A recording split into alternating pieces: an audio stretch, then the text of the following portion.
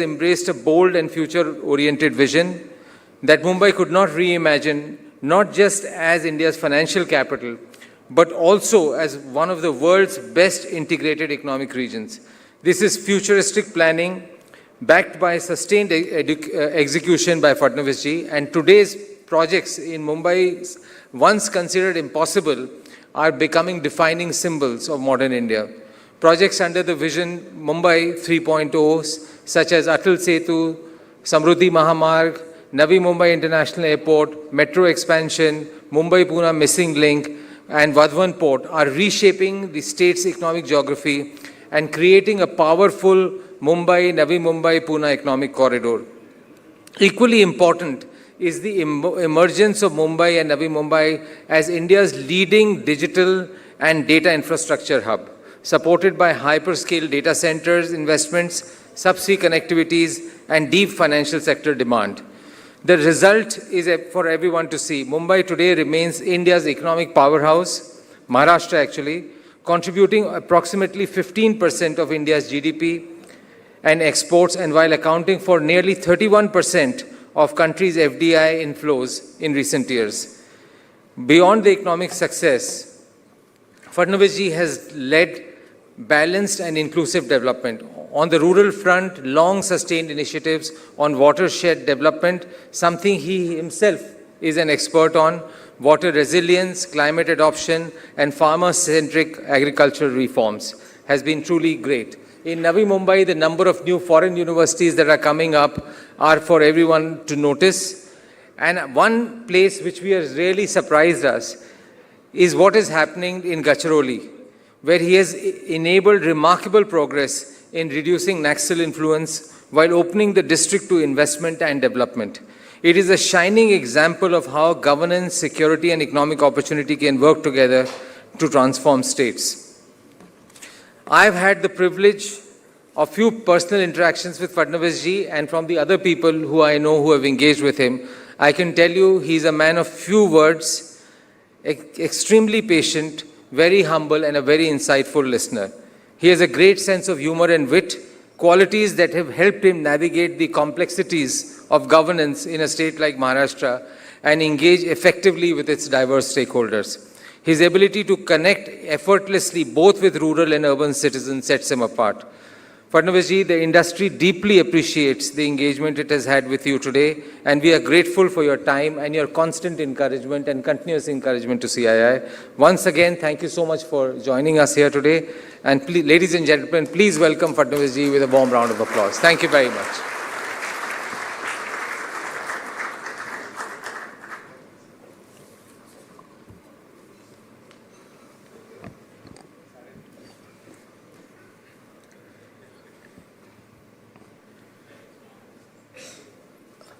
A very good morning to all of you.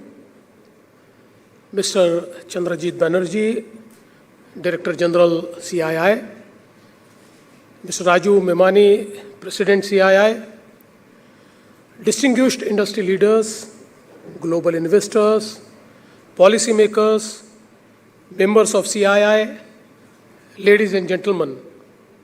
There are moments in the history when nations participate in change.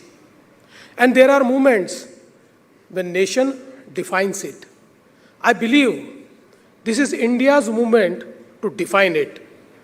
The world today is passing through simultaneous disruption, geopolitical fragmentation, technological upheaval, energy transition, supply chain realignment, and deep uncertainty about the future of growth itself.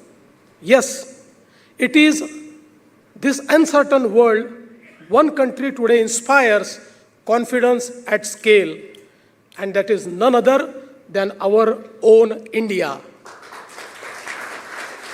India, not merely because it is a big market, not merely because of our demographics, but because the world increasingly sees India as a nation with stability, ambition, resilience, and the capacity to execute. Under the leadership of Honorable Prime Minister Shri Narendra Modi ji, India has fundamentally changed the global perception of itself over last decade. We are no longer seen as a country of potential. We are now seen as a country of possibility and increasingly a country of delivery.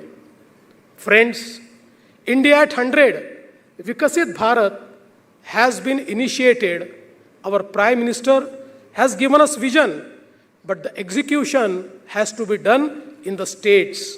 States that can create growth, states that can build infrastructure, states that can attract global capital, states that can create jobs at scale, states that can compete globally. And of course, Maharashtra intends to lead this journey, not with incremental, but with transformational ambition. For decades, Maharashtra has been India's economic engine, but we are now preparing for something much bigger. We are preparing Maharashtra for the next era of global economy, an era where economic leadership will be decided by infrastructure, innovation, talent, energy, urbanization, technology, and institutional trust. The economies that combine all these strengths will lead the 21st century, and Maharashtra is constantly building this ecosystem. Today, Maharashtra is a USD $660 billion economy, contributing nearly 15% to the national GDP. Nearly 40% of India's cumulative FDI has come into Maharashtra. We account for over 1/5 of India's engineering exports. We are a data center and startup capital of India. Mumbai remains the financial, commercial, and entertainment capital of India. But we are not here to celebrate what Maharashtra was. We are here to define what Maharashtra will become.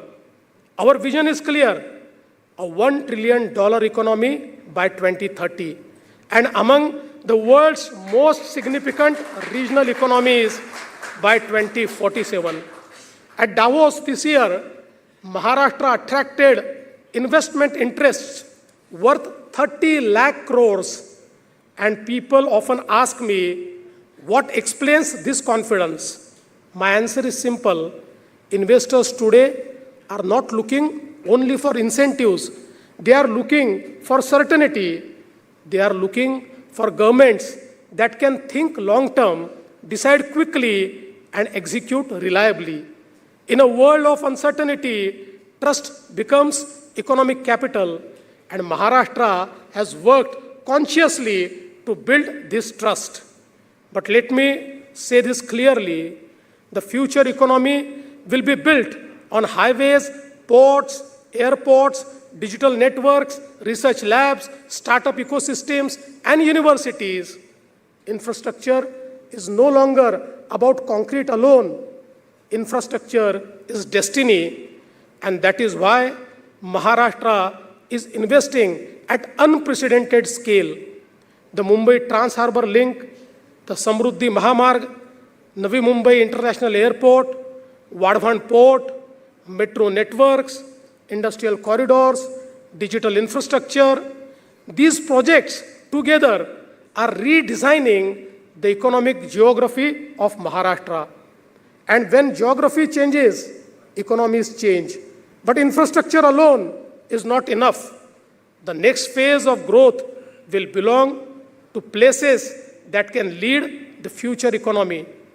And the future economy will be driven by artificial intelligence, semiconductors, EVs, advanced manufacturing, clean energy, data centers, global capability centers, and deep tech innovations. Maharashtra is positioning itself at the center of this transformation. Today, Maharashtra hosts one of the India's largest GCC ecosystem. 24% of GCCs within the country are in the state of Maharashtra. We are emerging as one of the Asia's most important data infrastructure corridors. 60% of India's data center capacity is in Maharashtra. Our automotive ecosystem is now evolving into next generation mobility ecosystem. 20% of automobile output and leading EV manufacturing and utilization ecosystem. Our ambition is increasingly design in Maharashtra, innovate in Maharashtra, build global intellectual property from Maharashtra, because future economic leadership will belong to those who create technology. Friends, the global energy transition is also creating one of the greatest economic opportunities of our time.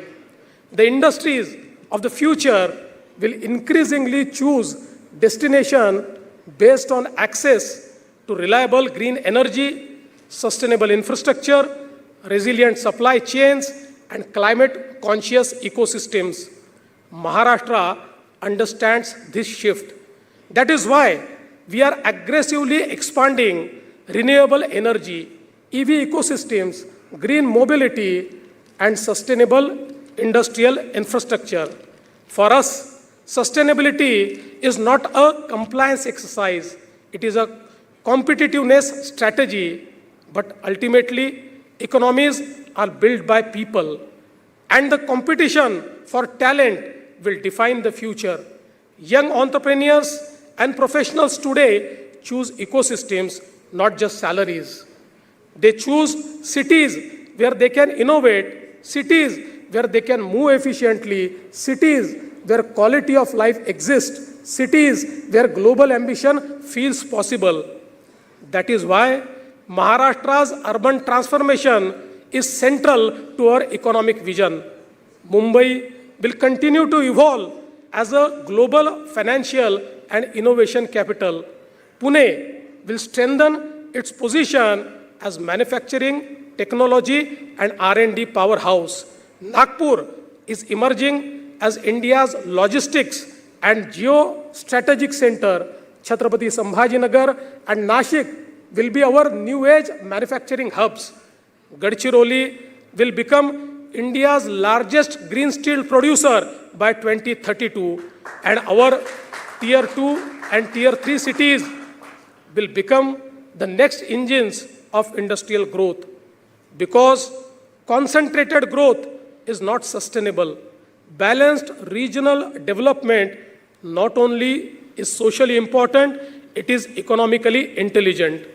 Friends, one of the greatest strengths of Maharashtra has always been openness, its entrepreneurial spirit, its ability to absorb ideas, people, capital, and innovation from across India and the world. This openness remains our greatest strength even today. Maharashtra sees industry as a partner in nation building. Government alone cannot build a globally competitive economy. Industry alone cannot either. The future will belong to the societies where government, industry, academia, and innovators work together and with a shared purpose. And institutions like CII have a very important role in shaping that future. When India celebrates 100 years of independence in 2047, future generations should be able to say, this was the period when India transformed. This was the period when India emerged as a defining economic force in the world. And this was the period when states like Maharashtra helped power that transformation with confidence, courage, and execution. Maharashtra has chosen its role in this journey. We will not watch the future unfold. We will help shape it. Let me conclude by setting an expectation both for you as an industry and me as a representative of government and political establishment. One challenge that you will face in this journey of Bharat at 2047 will be to prepare yourself to do what is right and yet remain profitable. And the challenge for my fraternity will be to do what is right and yet to get elected. Thank you for having me here. Thank you very much. Jai Hind, Jai Maharashtra.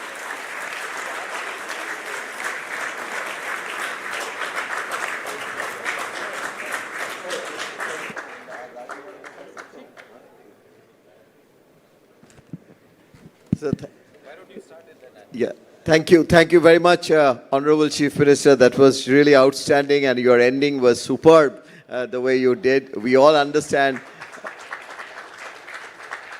We all understand that we have to have leaders like you for the country to move ahead in partnership. Sir, one of the things that you focused was on resources and people, and we from CII commit that we will create a number of skill development center. As you know, we have started in Mumbai, but we will grow that, and we will see to it that we can do it in smaller towns of Maharashtra. And these skill development centers will be supplemented with also employment exchanges, private employment exchanges, which will act as finishing schools.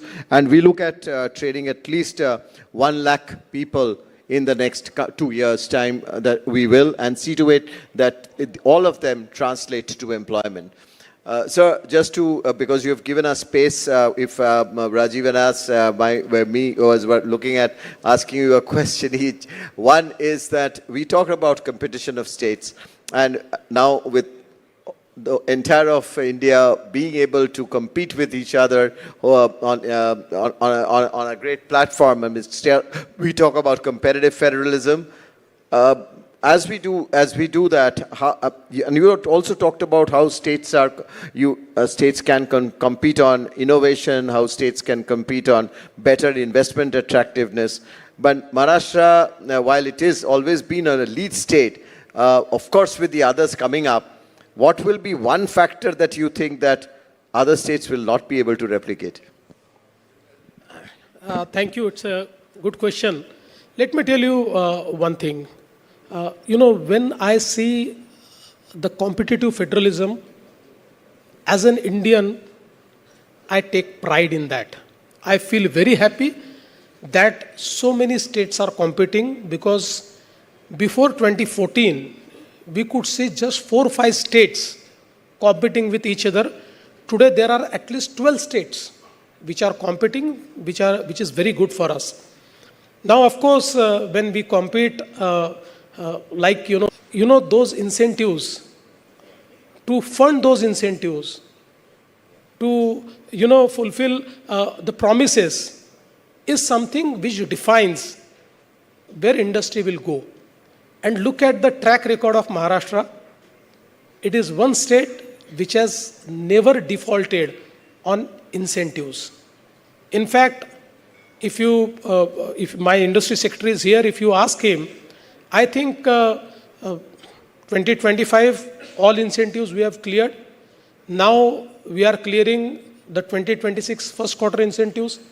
So one thing about Maharashtra is that what we promise, we deliver, and what to promise, we know. And that is why we stand out. And secondly, there is a very enterprising culture in Maharashtra and in the governments. I mean, if you look at the successive governments, Maharashtra is one state where there is no knee-jerk policy change. Our policies have been very consistent. Here and there, after the government changes, few changes may come, but never has been a case that there has been absolute knee-jerk reaction and the policies have been becoming totally upside down. And there, Maharashtra stands out.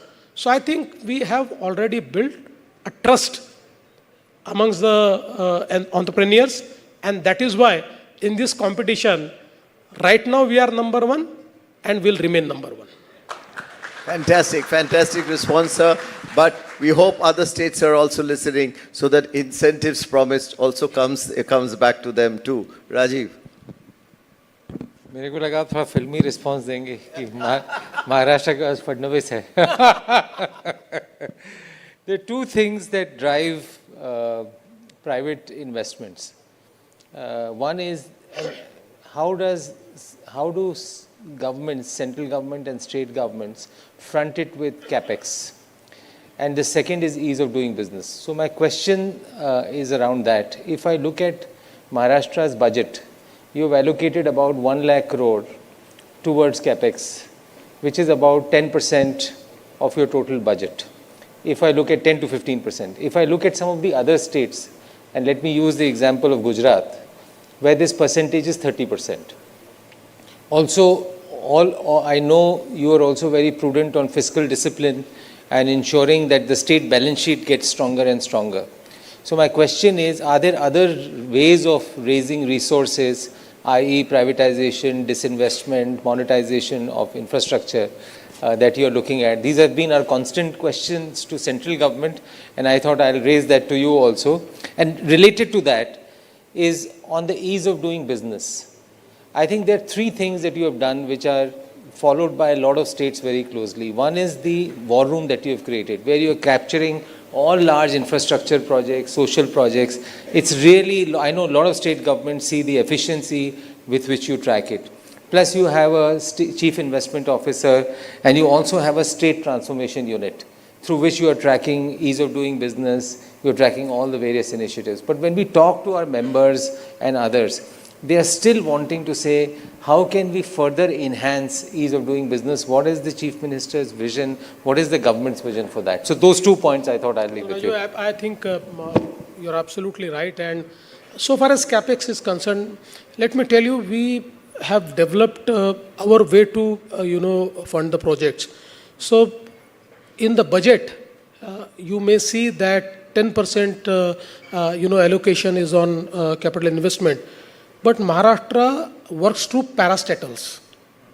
So if the budget is funding 1 lakh crore, let me tell you that our MMRDA, CIDCO and MSRDC together are executing projects worth 10 lakh crores. So right now, if you look at the capital investment that is done across the country, I think Maharashtra has the largest amount of investment done in CapEx. And I'll just quote you. I don't have a latest report, but in a report which was published in 2020, I will say, that report right now I have, that was a time when Maharashtra accounted for 49% of big ticket infrastructure projects. So we have been very aggressively, because see, our growth strategy is infrastructure-led growth. Our growth strategy is policy-led industrialization. So I think infrastructure is, and again, entire capital investment around infrastructure, whether it is physical infrastructure, whether it is digital infrastructure, that has been very center to, our policy.